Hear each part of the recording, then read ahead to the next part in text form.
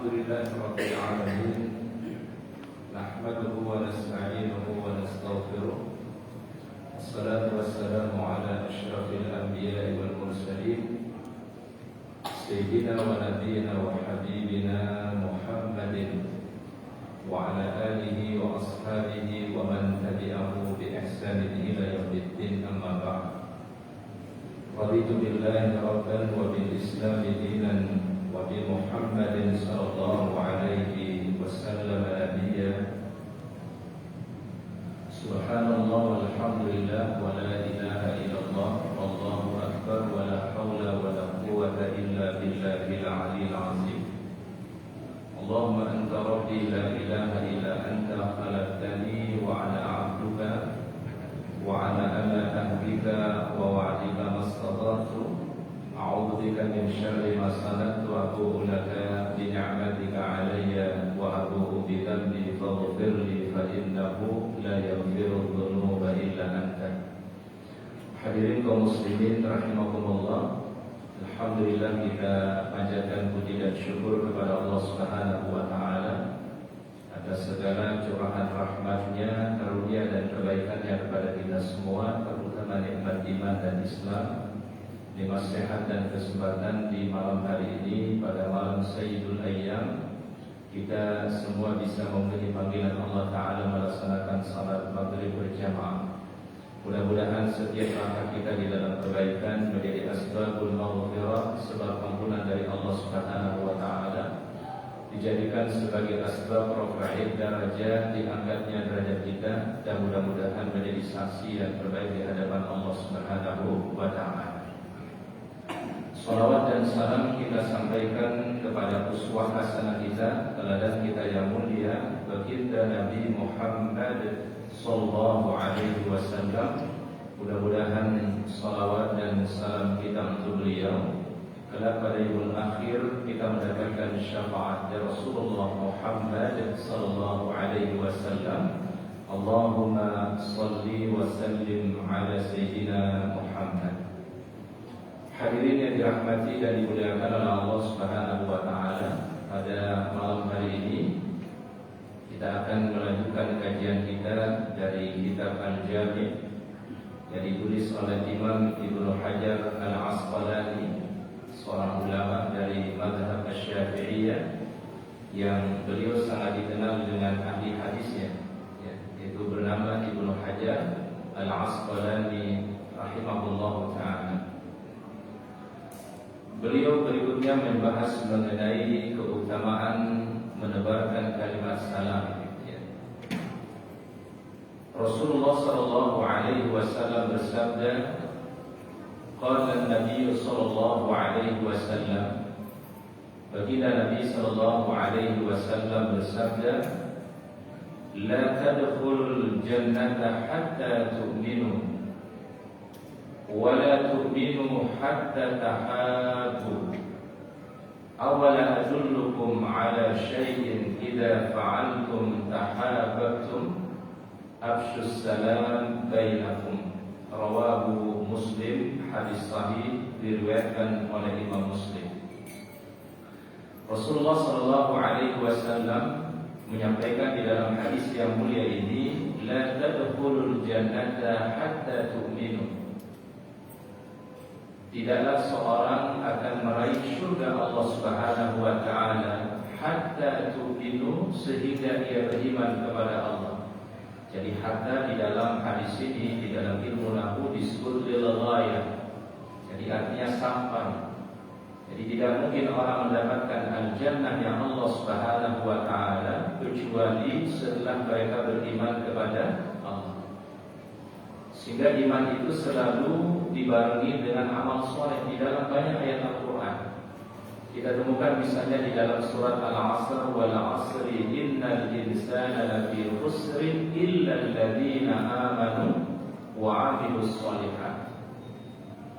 Bahkan Imam Al-Hasan Al-Basri pernah mengatakan iman itu adalah iqrarun bil lisan wa tasdiqun bil qalbi wa 'amalun bil arkan. Ini definisi iman menurut para ulama Ahlus Sunnah wal Jamaah. Jadi iman itu adalah iqrarun bil lisan, ucapan ikrar kita dengan lisan.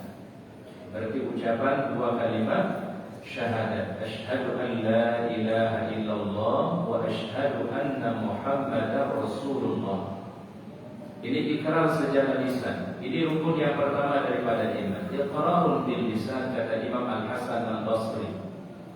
Yang kedua adalah iman itu tasdiqun bil qalbi, membenarkan, meyakini di dalam hati apa yang disampaikan oleh Allah Ta'ala di dalam Al-Quran, apa yang disampaikan oleh Rasulullah SAW di dalam hadis-hadisnya, sebuah kebenaran tanpa diragukan sedikit pun. Ia disebut dengan tasdiqun bil qalbi, ya, kita benarkan, kita yakini di dalam hati kita tanpa ada keraguan sedikit pun pada jamaah. Nah, sehingga di awal surat Al-Baqarah ketika Allah Ta'ala sebutkan tentang ciri orang-orang mukmin itu ternyata adalah alladzina yu'minuna bil ghaib, ya, zalikal kitabu la raiba fihi hudan lil muttaqin alladzina yu'minuna bil ghaib. Jadi orang-orang yang punya keyakinan, keimanan hatta pada sesuatu yang gaib, sesuatu yang tidak terlihat secara kasat mata, tetapi keberadaannya ada, hak, ya. Seperti apa misalnya sesuatu yang tidak kita lihat, tetapi sesungguhnya hak di sisi Allah Subhanahu wa taala, al-jannah, ya. Jannah itu kan kita belum pernah melihatnya. Wal jannatu haq, yang namanya surga itu sesuatu yang apa? Hak, sesuatu yang pasti, sesuatu yang benar, ya. Kemudian juga yang termasuk sesuatu yang hak itu adalah wan-naru haq, ya. Api neraka itu pun juga sesuatu yang apa? Hak. Wa liqa'uka haq, perjumpaan dengan Allah itu pun juga sesuatu yang pasti, hak. Walaupun kita belum pernah melihatnya, belum pernah menyaksikannya, karena informasinya dari Allah, informasinya dari Rasulullah SAW, pasti semua adalah hak. Itu makna dari alladzina yu'minuna bil ghaibi, mengimani sesuatu yang baik. Maka orang beriman itu meyakini sesuatu tidak mesti harus dilihat baru kita yakin. Contoh sederhana para jemaah, kita semua belum pernah berjumpa dengan Nabi Sallallahu Alaihi Wasallam. Kita tidak sezaman dengan beliau, tidak hidup dengan beliau. Rasulullah SAW itu hidup 14 abad yang silam para jemaah. Ya, kita ini adalah di abad yang ke-14, ya, di dalam hijrah atau dalam tahun hijrah 1400 jarak kita dengan Nabi Sallallahu Alaihi Wasallam. Tapi walaupun kita tidak pernah melihat beliau, tidak pernah berjumpa dengan beliau, tapi kita beriman kepada beliau, meyakini risalah beliau. Inilah bedanya imannya orang-orang mukmin dengan keimanan orang di luar Islam. Jadi walaupun kita tidak melihat, walaupun kita tidak pernah bertemu, tapi kita beriman. Oleh karenanya ada sebuah riwayat, sebuah kisah yang disampaikan Nabi Sallallahu Alaihi Wasallam. Suatu ketika beliau mengatakan, ana mushtaqun ila ikhwani, ya. Aku rindu kepada ikhwan-ikhwan, ya. Ikhwan itu apa artinya, Pak? Saudara-saudaraku, saudara Nabi Sallallahu Alaihi Wasallam. Lalu para sahabat yang ada di sekitar beliau mengatakan, alasna ikhwanaka ya Rasulullah, bukankah kami ini bagian daripada ikhwan Anda wahai baginda Rasul?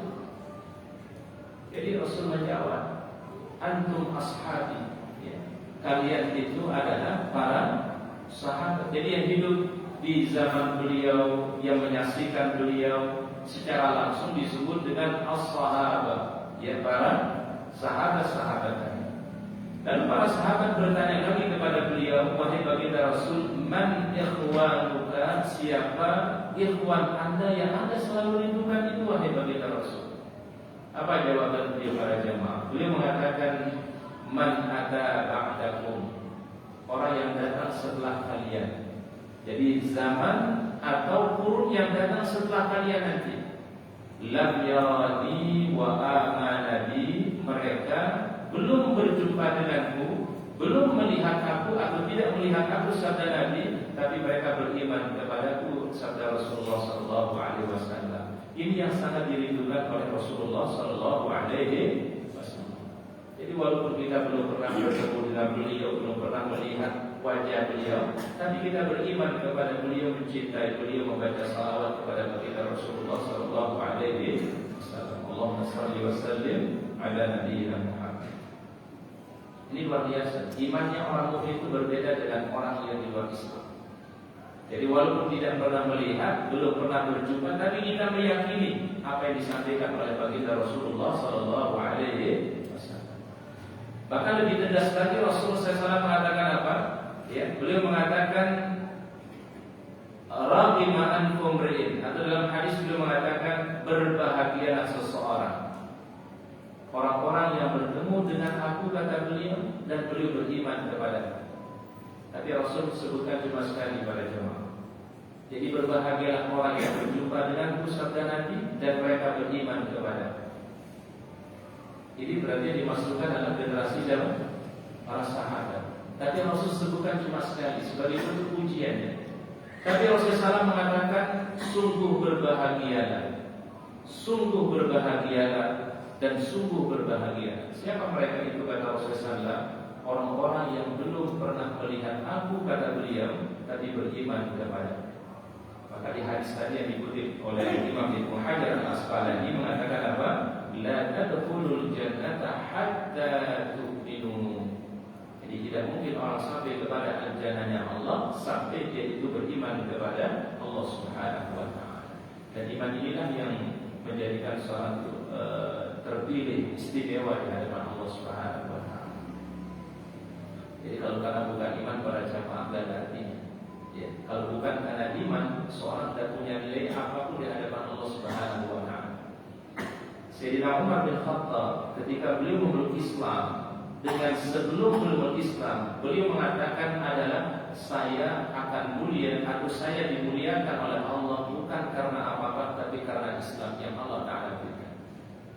Ya, coba kalau sekiranya Umar Muhammad tidak beriman kepada Allah, tidak beriman kepada Rasul, ya mungkin beliau tidak akan pernah dikenang sejarah beliau, kehidupan beliau, sirah beliau. Tapi karena keimanan beliau kepada Allah, keimanan beliau kepada Rasulullah SAW, nama beliau pun juga selalu disebut oleh kita semua. Setiap khatib di hari Jumat pasti menyebut nama beliau. Betul ya Pak ya? Setiap khutbah yang kedua pasti khatib membaca apa? Warallahu anil khulafa'ir rasyidin Abi Bakrin wa Umar wa Utsman wa Ali. Ya, pasti disebut. Ya Allah limpahkanlah keridhaan kepada orang-orang yang paling mulia, Abu Bakar As-Siddiq, Umar bin Khattab, Utsman bin Affan, Ali bin Abi Thalib radhiyallahu anhum. Semoga Allah meridai seluruh para sahabat-sahabat Nabi sallallahu alaihi wasallam. Maka beliau mengatakan apa? A'azzanallahu bil Islam. Jadi kita mulia ini semua bukan karena apa-apa para jemaah, tapi karena Islam itulah yang membuat kita mulia. Famahma ibtadaita al-izzata bi ghairi al-Islam adallahu Allah. Siapa yang cari kemuliaan bukan dengan berislam, bukan karena iman, adallahu Allah, pasti akan dihinakan oleh Allah Subhanahu wa taala. Jadi sekali lagi yang membuat kita mulia itu sekali lagi bukan karena apa-apa, tetapi adalah sebab kemuliaan kita karena iman dan Islam yang Allah Ta'ala berikan. Maka ini harus kita jaga para jamaah, hidayah iman, hidayah Islam ini kita jaga. Ya. Bahkan ini yang kita selalu minta di setiap kita salat, ihdinas siratal mustaqim. Ya Allah, bimbinglah kami terus mengikuti jalan yang lurus, mengikuti petunjuk-Mu ya Allah, yaitu Islam. Kita diberikan hidayah iman, Islam, mudah-mudahan kita bawa sampai kita berjumpa dengan Allah Subhanahu wa taala. Ini tadi sabda Nabi sallallahu alaihi wasallam, la tadkhulul jannata hatta tu'minu. Jadi tidak engkau masuk surga, kata Nabi, sampai orang itu apa? Beriman. Hatta tadi namanya lil ghayah, sampai. Kemudian wala tu'minu hatta tahabu, dan kalian belum dinamakan beriman yang sebenar-benarnya hatta tahabu, sehingga kalian saling mencintai karena aku, firman Allah Subhanahu wa taala. Jadi mahabbatullah, ya, cinta yang didasari karena apa? Iman. Sehingga itulah yang terjadi di masa para sahabat ketika hijrahnya Nabi sallallahu alaihi wasallam. Dulu para sahabat itu hijrah dari Mekah menuju Madinah. Kan itu sahabat banyak yang meninggalkan keluarganya, meninggalkan hartanya di kota Mekahul Mukarramah. Dulu Madinah namanya bukan Al-Madinah Al-Munawwarah, tapi namanya kota Yasrib. Ya, disebut dengan kota apa? Kota Yasrib. Kemudian ketika hijrahnya Nabi Shallallahu Alaihi Wasallam ke kota Madinah, sahabat-sahabat yang mohon maaf dulu mereka sukses di Mekah, tapi begitu hijrah mereka tinggalkan harta yang mereka miliki, keluarga yang mereka miliki ditinggalkan. Sampai-sampai seperti sahabat Abu Bakar, Abdurrahman bin Auf, begitu sampai di kota Madinah, tak punya apa-apa, ya, tak punya apa-apa. Ya. Dan luar biasa hijrahnya para sahabat Nabi Shallallahu Alaihi Wasallam. Maka kemudian begitu Rasulullah SAW sampai di kota Madinah, ada beberapa agenda yang dilakukan Nabi Sallallahu Alaihi Wasallam. Agenda yang pertama, agenda yang kedua, dan agenda yang ketiga. Yang pertama itu yang dilakukan oleh Nabi Sallallahu Alaihi Wasallam adalah bina'ul masjid. Ya, jadi yang beliau bangun pertama kali apa? Masjid. Ya. Dan masjid yang dibangun oleh Nabi pertama kali disebut dengan Masjidul Quba, yang sampai saat ini masih ada bekas sejarahnya di kota Madinah Al-Munawwarah. Itu Rasulullah waktu masuk Madinah itu kan tempat yang paling pertama beliau singgahi pertama kali memasuki kota Madinah, lokasi yang sekarang disebut dengan apa? Quba. Yang saat itu Nabi SAW disambut oleh para sahabat Ansar dengan qasidah Taha al-Badru alaina lil-taniyatil wada'i wajib syukru alaina ma da'a lillahi da'i. Inilah bentuk kebahagiaan orang-orang Ansar, orang-orang Madinah menyambut kehadiran Rasulullah Sallallahu Alaihi Wasallam. Di mana disambut pertama kali? Lokasinya namanya sekarang adalah Quba. Ya, di situ ada masjid, namanya masjid apa? Masjid Quba.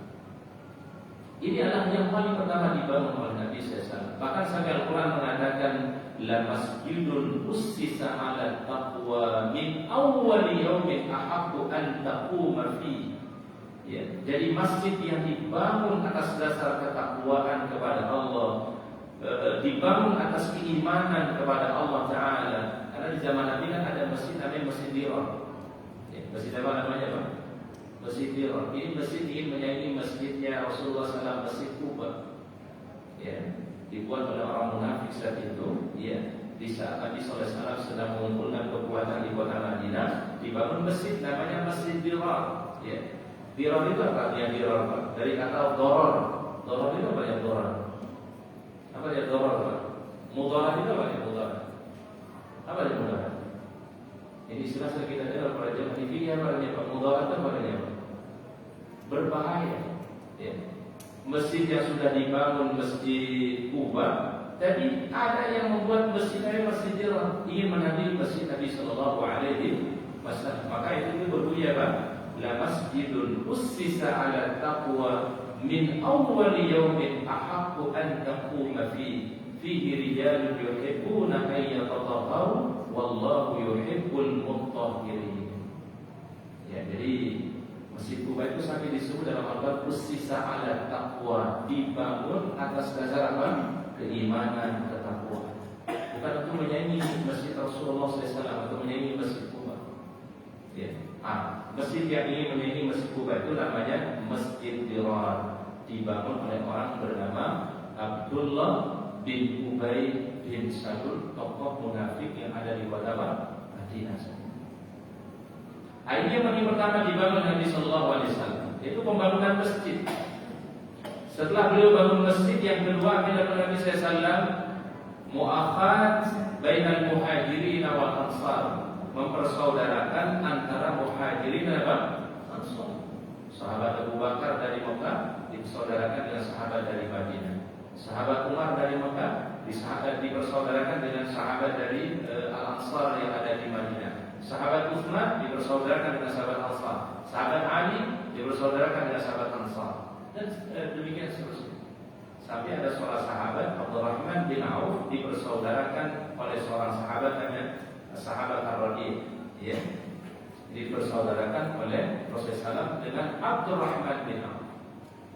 Sampai waktu itu saudaranya Abdurrahman bin Auf menawarkan sesuatu kepada beliau. Wahai Abdurrahman, aku di Madinah ini punya kebun kurma. Karena Madinah kan terkenal dengan penghasil kurma. Ya.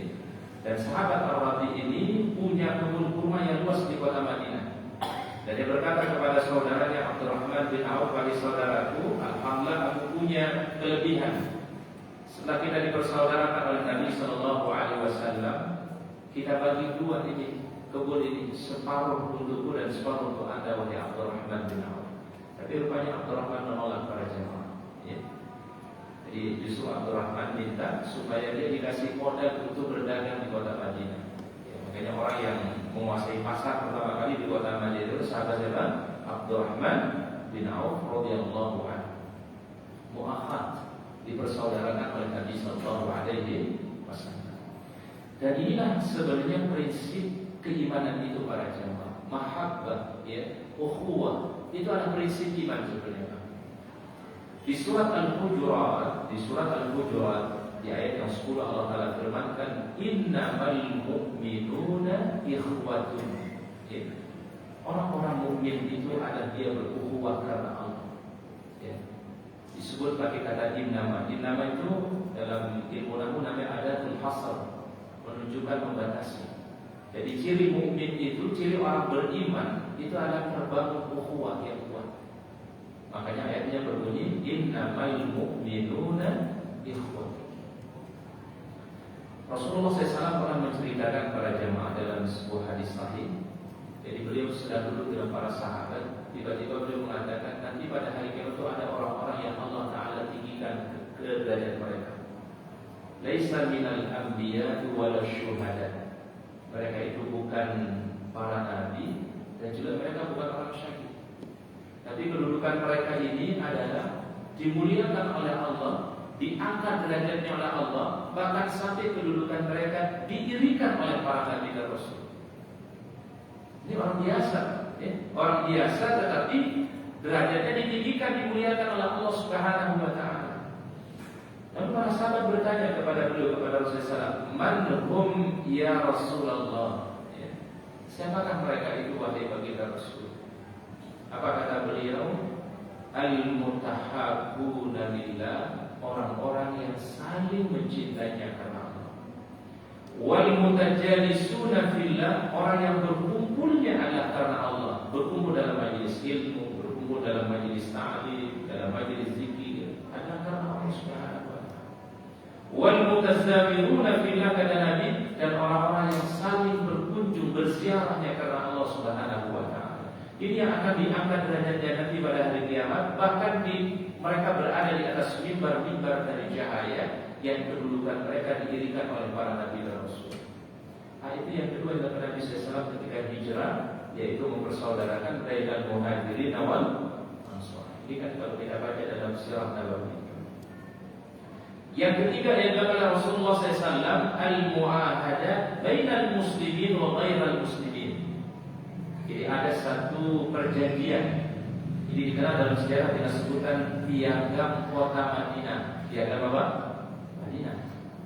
Yaitu perjanjian antara pihak kaum muslimin dengan pihak non muslim.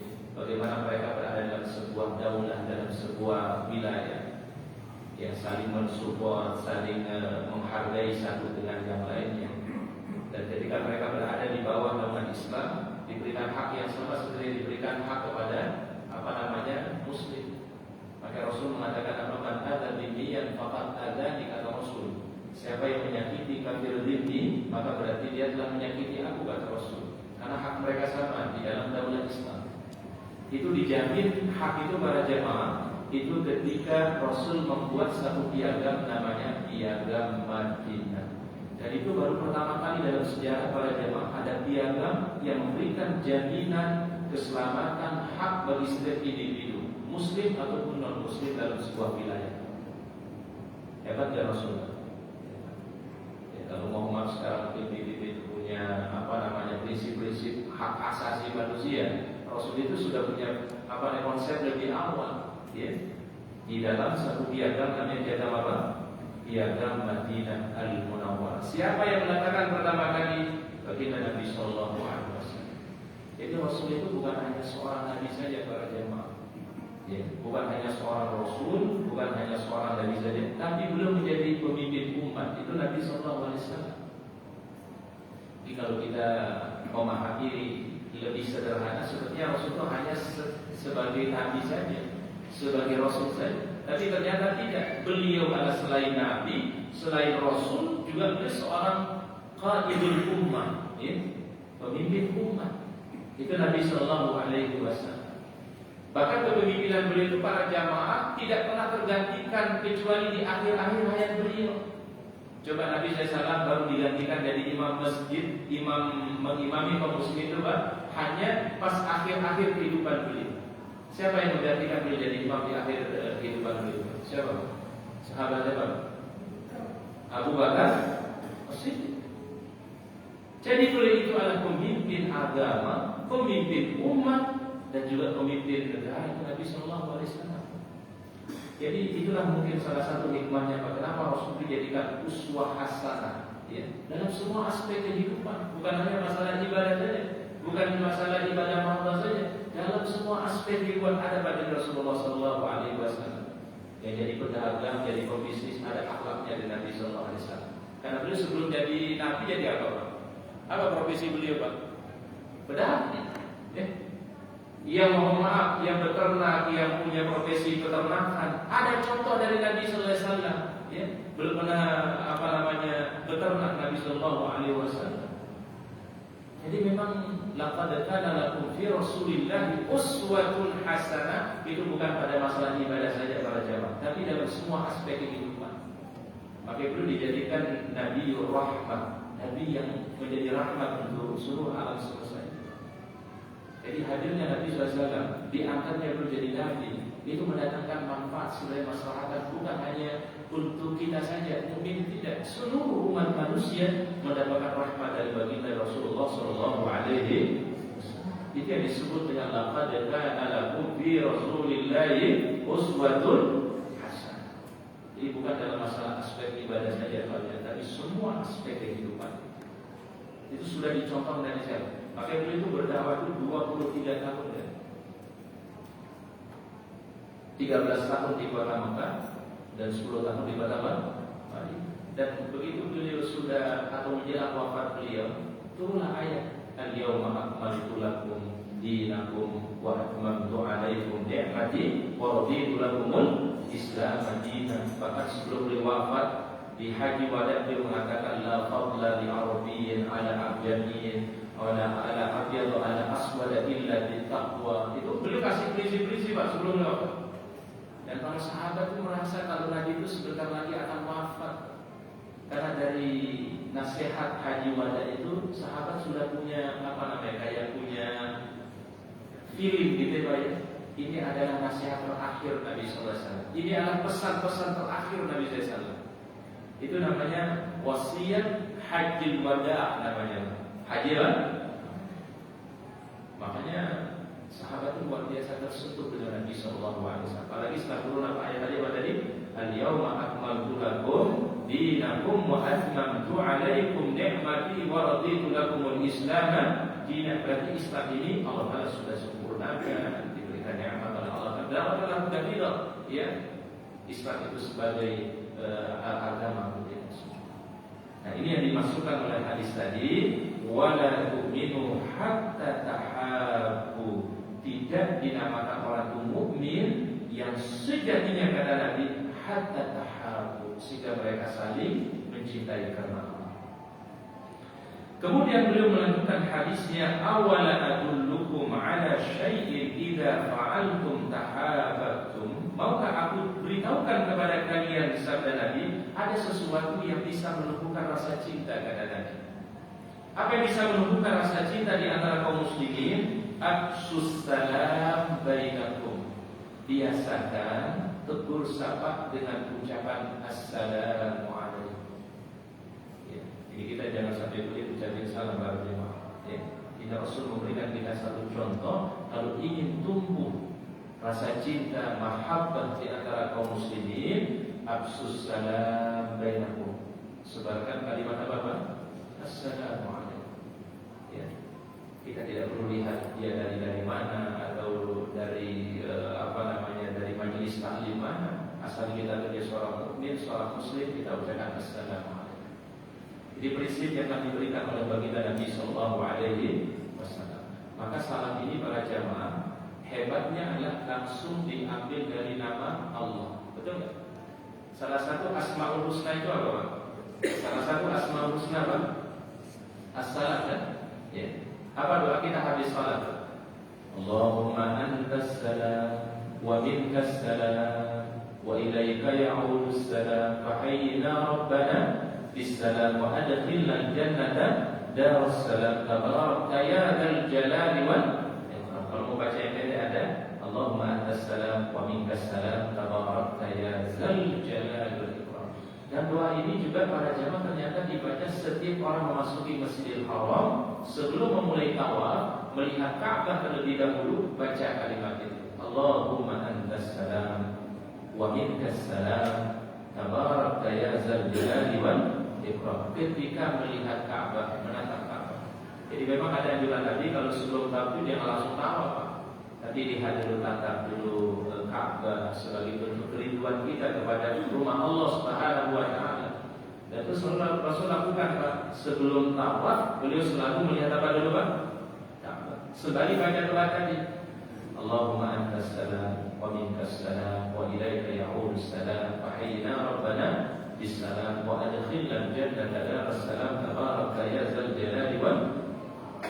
Jadi salam itu sendiri diambil langsung dari nama Allah.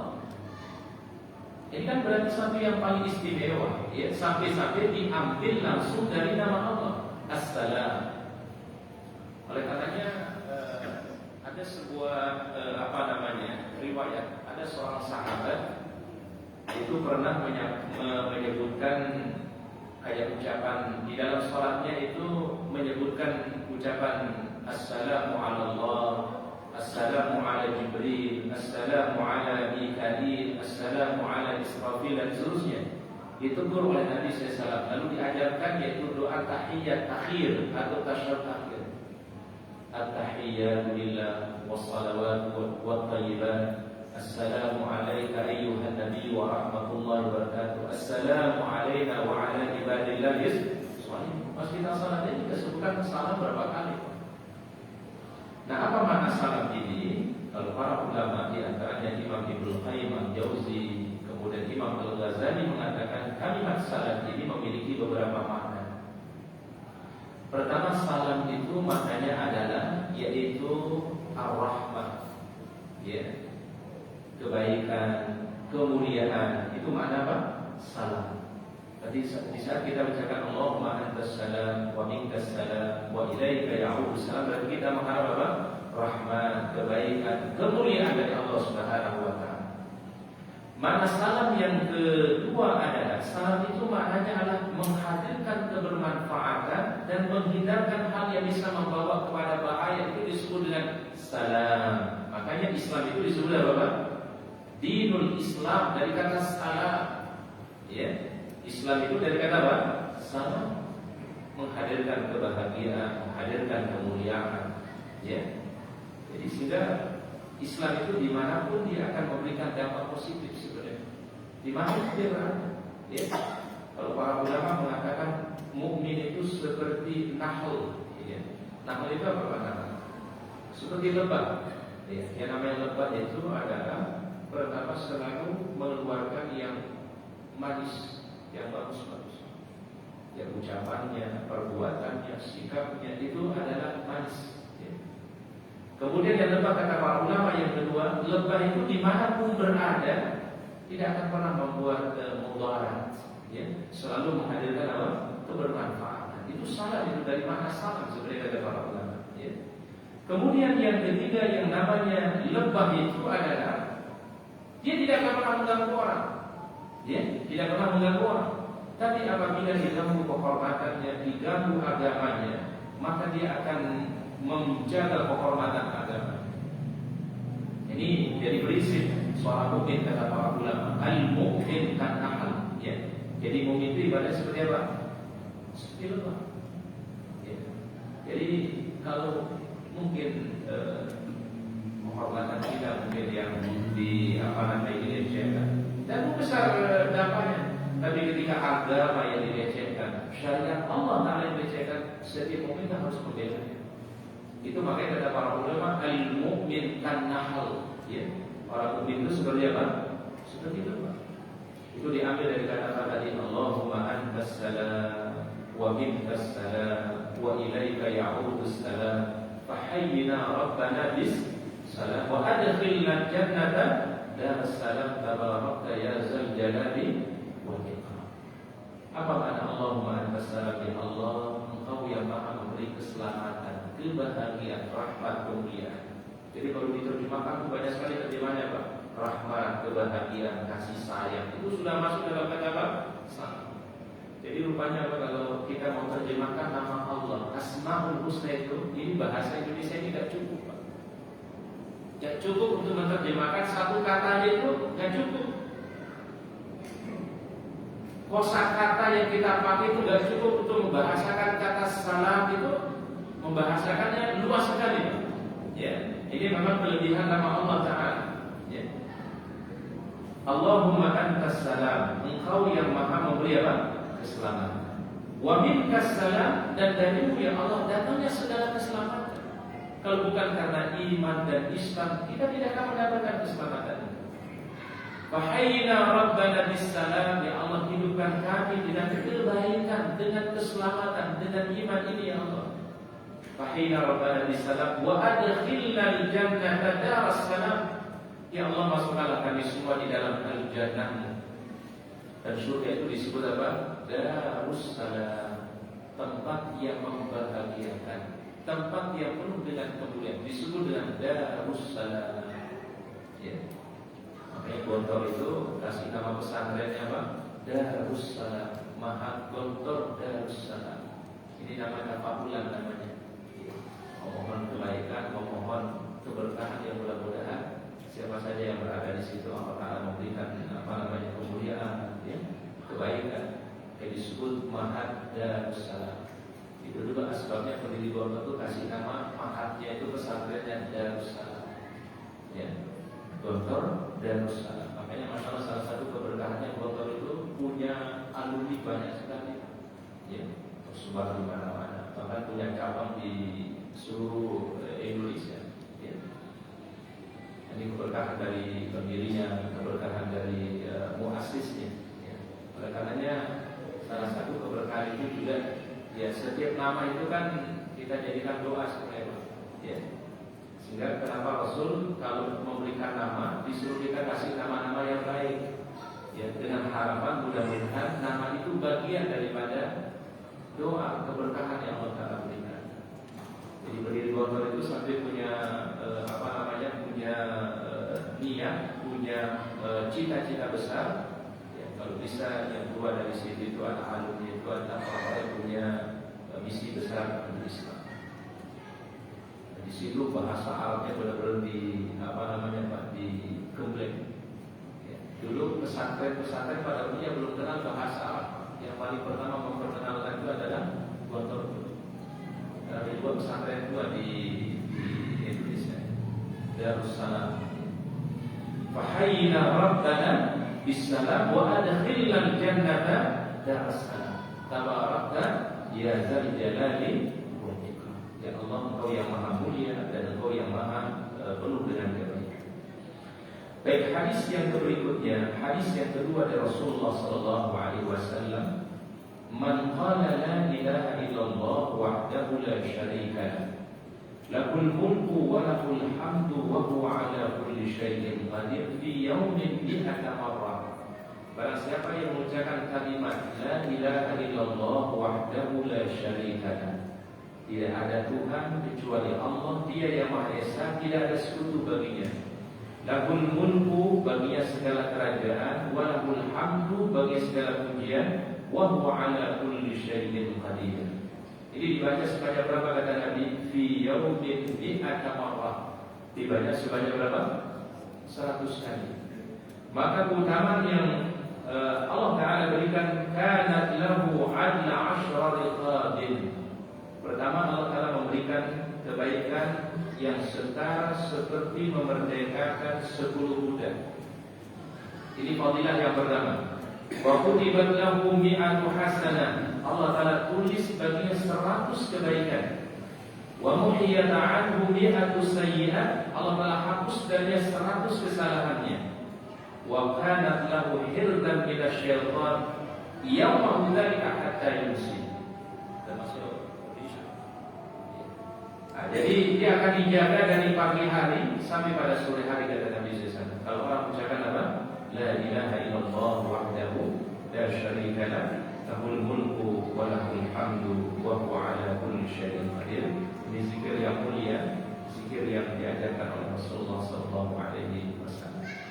Baik, itu beberapa hadis yang dikutip oleh Imam Ibnu Hajar Al-Asqalani dari Nabi SAW.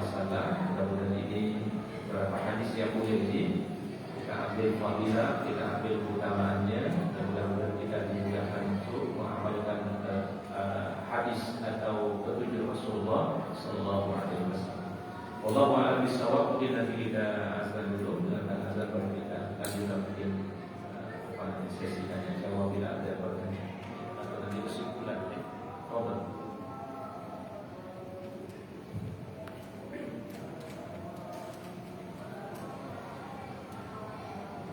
Allahu Akbar, Allahu Akbar, Allahu Akbar, Allahu Akbar. Asyhadu an la ilaha illallah, asyhadu an la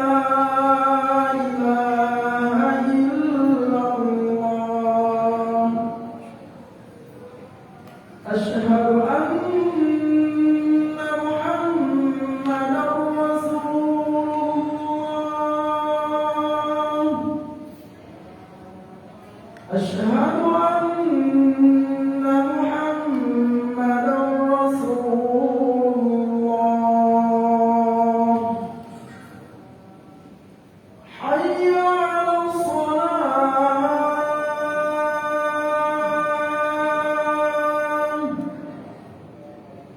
حي على الصلاة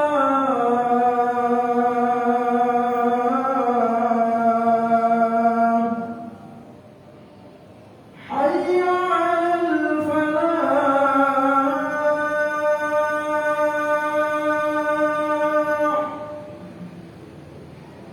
حي على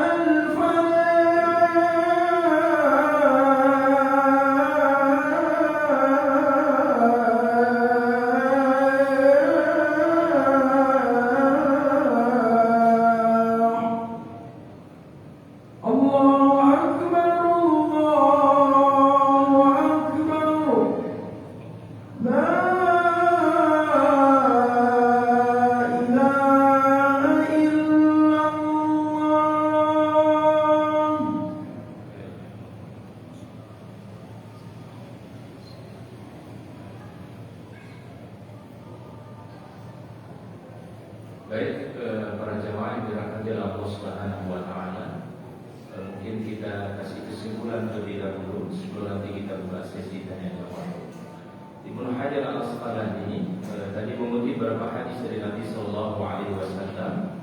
Jadi yang pertama mengenai fadilah keimanan kepada Allah Subhanahu wa Ta'ala. Sampai Rasul mengatakan seseorang tidak bisa meraih al-jannahnya Allah kecuali setelah dia beriman kepada Allah Ta'ala. Hatta tu'minu. Ya. Jadi tidak mungkin diraih surga itu kecuali hanya orang-orang yang beriman. Ya. Kemudian orang-orang beriman itu disebut dalam Al-Quran dengan sebutan khairul bariyah. Ya. Disebut dengan apa? Khairul bariyah, sebaik-baik makhluk, sebaik-baik manusia yang beriman kepada Allah Subhanahu wa Ta'ala. Tapi orang-orang yang tidak beriman kepada Allah, Allah Ta'ala sebutkan dalam Al-Quran dengan sebutan syarrul bariyah. Ya. Disebut dengan apa? Syarrul bariyah. Ini penamaan ini bukan dari kita para jamaah. Ini langsung diberikan nama oleh Allah Ta'ala. Ya, orang-orang yang beriman, yang beramal saleh, ulaika hum khairul bariyah. Ya. Nah, ini kesimpulan yang pertama dari Imam Ibnu Hajar Al-Asqalani. Kemudian yang kedua adalah sesuatu yang bisa menyempurnakan keimanan itu adalah ukhuwah. Ya. Bahkan Rasulullah SAW salah satu doa beliau itu adalah Allahumma alif baina qulubina wa aslih dzata bainina. Ya Allah, lembutkanlah hati kami, satukan hati kami dalam keimanan dan ketakwaan kepada Allah Subhanahu wa taala. Dan kemudian kesimpulan yang terakhir adalah tadi ada fadilah dari Nabi sallallahu alaihi wasallam, yaitu kalimat la ilaha illallah wahdahu la syarika lahu lahul mulku wa lahul hamdu wa huwa ala kulli syai'in qadir. Ini kita bisa jadikan zikir wirid kita setiap hari seperti yang diajarkan oleh Nabi sallallahu alaihi wasallam. Baik, mungkin sebelum kita akhiri, sebelum kita tutup, ada pertanyaan dari jemaah sekalian. Baik, jemaah sekalian, barangkali ada yang ingin ditanyakan, kami persilakan. Silakan. Waalaikumsalam warahmatullahi wabarakatuh.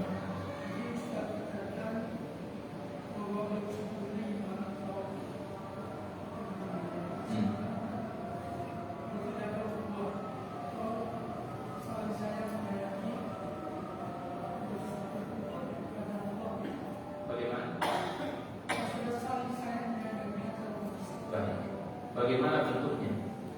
Bagaimana caranya itu?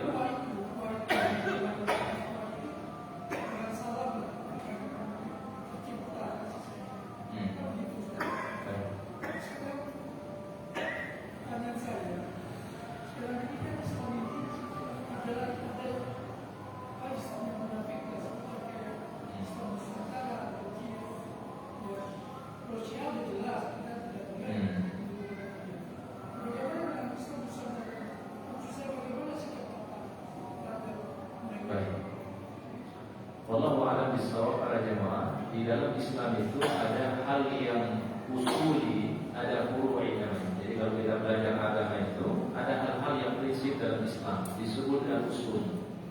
Ada hal-hal yang furu'iyah, ya. Usuliyah itu apa? Hal-hal yang terkait pokok agama, ya, tentang apa? Akidah, ya.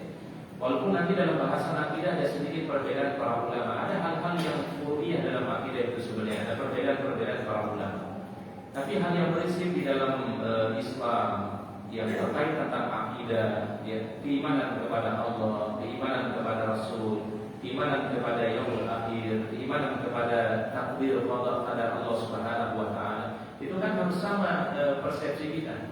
Itu makanya ada istilah apa? Bersatu di dalam akidah Islam. Ya, jadi jangan sampai orang menyimpang daripada akidah itu. Jadi hal yang sudah prinsip di dalam Islam kita nggak perlu Pak pertanyakan. Ya, jangan orang bertanya tentang wajibnya sholat. Kalau wajibnya sholat sudah jelas Pak. Ya, kita mau baca fikih dari mazhab apapun Pak, Hanafi, Hambali, Syafi'i, Maliki, semua ijma mengatakan sholat 5 waktu itu hukumnya apa? Wajib. Nggak perlu kita tanyakan apakah di Al-Quran itu ada sholat 5 waktu, nggak perlu. Itu sudah jelas, sudah ijma.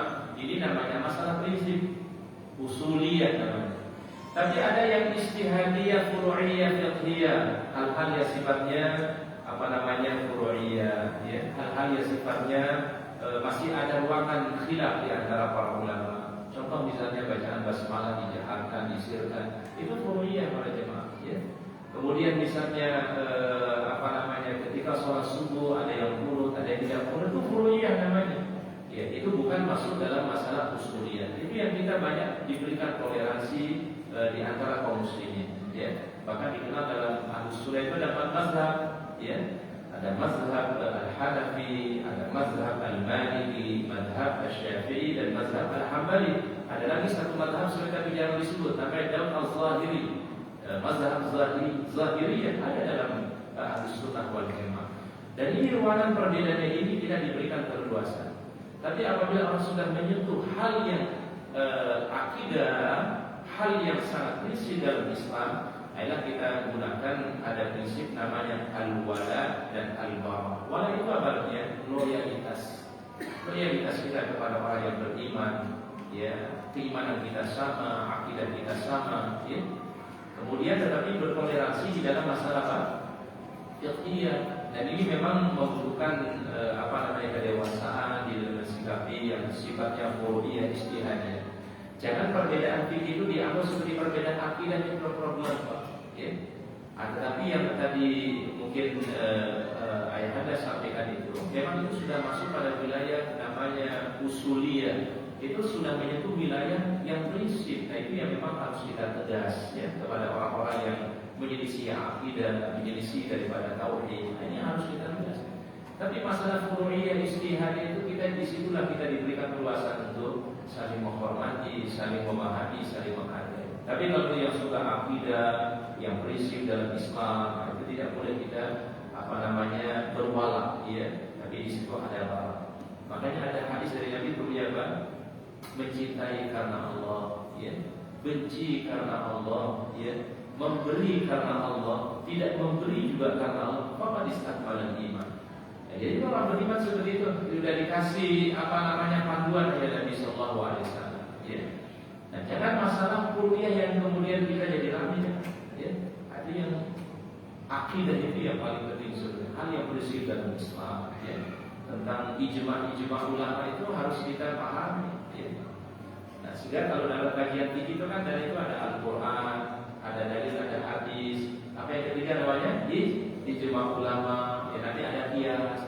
Nah, ini yang sudah prinsip di dalam Islam. Kalau sudah dinamakan ijma, nggak boleh orang itu mengatakan bahwa nggak ada sholat dalam Islam atau nggak ada sholat dalam Al-Quran. Berarti sudah masuk prinsip, bukan masalah furu'iyah ijtihadiyah. Nah, maka orang mukmin itu dia tegas di dalam masalah yang prinsip, tetapi berlapang hati di dalam masalah furu'iyah ijtihadiyah fiqhiyah. Makanya kalau belajar gimana Pak? Kalau masalah itu biasa saya paham. Baik.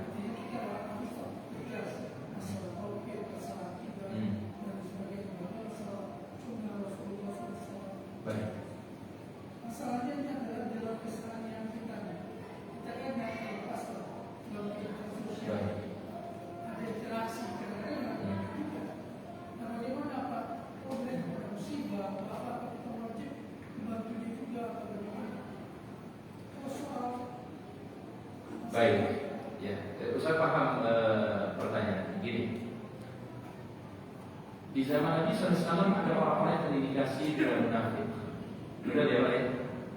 Kan Umar pernah meminta kepada Nabi, apakah saya harus mohon maaf? Sampai Umar itu pernah minta izinkan Nabi Rasul memberikan pembelajaran kepada dia. Ingin dibunuh oleh Umar, tapi Rasul katakan tidak. Ya. Jadi ada nanti namanya fikul dakwah para jemaah. Ada namanya fikul dakwah. Kalau Rasul ingin lakukan waktu itu bisa. Tapi ternyata Rasul tidak lakukan. Apa kata beliau? Saya khawatir nanti akan muncul fitnah di antara kaum muslimin. Benar nggak Pak? Ya, bisa jadi fitnah kalau kita kemudian apalagi mohon maaf ini Pak perlu saya jelaskan juga. Mengenai kemunafikan itu Pak, tidak serta-merta kita menghukumi orang dalam munafik. Ini berat Pak. Sahabat yang hanya dikasih tahu oleh Nabi SAW namanya Hudzaifah bin Yaman radhiyallahu anhu. Saking kehati-hatiannya, ya saking hati-hatinya Rasul cuma kasih tahu orang-orang munafik di zaman Nabi itu cuma Hudzaifah bin Yaman, sahibu sirri Rasulullah sallallahu alaihi wasallam. Sampai Umar itu datang kepada Hudzaifah bin Yaman, wahai Hudzaifah, apakah aku ini termasuk orang yang munafik yang disebutkan Nabi SAW? Sampai berapa kali dia minta? Kehati-hatiannya para sahabat itu Pak. Ya, apalagi melebalkan itu Pak, memang kita harus hati-hati. Kecuali sudah ada hujah, ya sudah kita tegaskan hujah kepada dia. Dan itu yang memberikan hujah ini adalah kapasitasnya itu ulama ya Pak ya. Tidak mudah untuk kita melebalkan sesuatu. Jadi nanti bisa menimbulkan fitnah, ya. Oleh karenanya ada prinsip di MUI itu namanya darul mafasid muqaddam min jalbil masalih. Kita hindarkan mudarat, menghindarkan sesuatu yang menimbulkan fitnah itu lebih utama dibandingkan mendatangkan kemaslahatan. Ya, apalagi kita sekarang hidup di zaman dengan fitnah ini para jemaah, ya. Ya mohon maaf, melabelkan ini memang agak berat, ya. Sehingga ada satu prinsip di dalam dakwah wasatiyah, dakwah yang pertengahan itu adalah darul mafasid muqaddam min jalbil masalih. Apa artinya? Hindarkan mudarat, hindarkan yang menimbulkan fitnah itu lebih utama dibandingkan mendatangkan kemaslahatan. Memang ini masalah agak sensitif ya Pak ya. Ada juga prinsip. agak berat karena ini terjadi pada sebuah proses dia sudah belajar ulama, belajar Islam, mengenalkan prinsip Islam sama surga. Sehingga pada saat saya ingin membantu memberikan sesuatu kepada dia itu ada rasa berat ini Baik, memang kalau orang yang munafik yang disebutkan dalam Al-Quran, orang munafik itu lebih berbahaya dari apa, Pak? Al-kafirin, ya betul ya Pak ya? Makanya ayat di Al-Quran itu Pak, yang banyak Allah Ta'ala sebutkan bukan Al-kafirun Pak. Coba kita baca di surah Al-Baqarah aja misalnya. Masih ada waktu nggak Pak? Masih ada waktu. Ayat tentang iman itu ada berapa Pak? Tentang orang munafik itu cuma 5 Pak.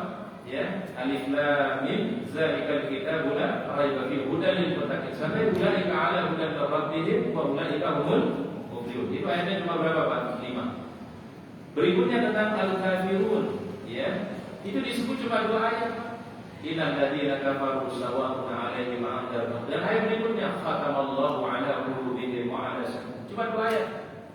Tapi ketika berbicara tentang al-munafiqun, itu ayatnya sangat banyak di awal-awal Al-Baqarah. Bahkan ada satu surah di Al-Quran namanya surah apa? Al-Munafiqun. Memang kalau kita baca dari segi sejarah, salah satu yang menghambat perjuangan umat Islam di zaman Nabi SAW. Tapi kalau kita hubungkan dengan perang Uhud, dulu kalau kita baca Uhud itu biasanya adalah sebab kekalahannya Nabi atau para sahabat itu karena tidak mengindahkan instruksi Nabi ketika sahabat berada di atas bukit itu, ya, ketika ada ghanimah kemudian mereka turun untuk mengumpulkan ghanimah. Itu biasanya sejarah yang disampaikan. Tapi ada ulama namanya Syekh Salabi menjelaskan ada faktor lain yang menyebabkan kekalahan kaum muslimin di perang Uhud. Apa sebab kekalahan itu para jemaah? Kata beliau adalah dari 1000 pasukan yang dibawa oleh Nabi SAW, sepertiganya itu tidak ikut bersama Nabi pulang ke kota Madinah, dipimpin oleh Abdullah bin Ubay bin Salul. Makanya ini kata para ulama, ini diteliti oleh para ulama. Salah satu kekalahan umat Islam itu adalah ketika muncul di tengah mereka al-munafiqun. Dan ini terjadi di perang apa Pak? Di perang Uhud. Tapi kenapa kaum muslimin menang hebat di perang Badar dengan jumlah yang minim, tapi bisa mengalahkan jumlah yang besar? Karena waktu itu belum muncul sosok yang namanya Abdullah bin Ubay bin Salul. Jadi kalau kita kaji dari segi sejarah, memang tantangan di semua masa Pak ya. Jadi tidak hanya ada orang mukmin dan ada orang kafirun, tetapi juga ada yang namanya Pak al-munafiqun. Tapi memang kita harus lebih berhati-hati ya dalam hal ini supaya tidak menimbulkan apa tadi Pak? Fitnah. Maka kaidah di MUI itu dikatakan darul ma'asid muqaddam min jalbil maqsad. Ini ambil dari kaidah fikih sebenarnya. Menghindarkan mudarat fitnah yang bisa menimbulkan fitnah, maka itu lebih utama dibandingkan mendatangkan sebuah kemaslahatan. Yang paling terpenting adalah bagaimana kita ini adalah memahami Islam sesuai dengan Al-Quran, sesuai dengan hadis Nabi, dengan pemahaman para ulama, ya. Kemudian kita istiqamah di atas keimanan ini, dan insya Allah kita paling bisa dimuliakan dengan hidayah, dengan iman oleh Allah Subhanahu. Karena ya zaman sekarang ini zaman yang penuh dengan fitnah pada jemaah, ya. Dan supaya kita terjaga dari semua itu insyaallah. Wallahu a'lam. Baik, para jemaah sekalian, untuk pertanyaannya, silakan sekarang bagi. Baik,